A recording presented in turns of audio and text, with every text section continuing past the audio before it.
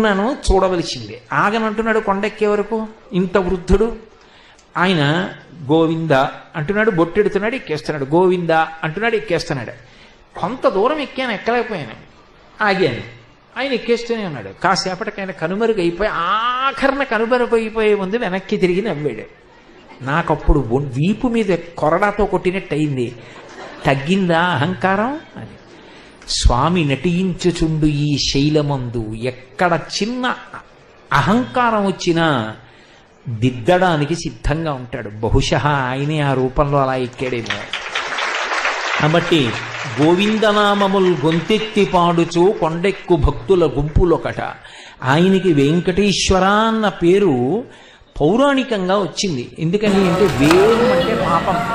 యస్మాత్ పాపదహన శక్తిత వెంకటాచల విద్యేవ నామదేవ స్తదాజుగు అని వ్యాసుడు.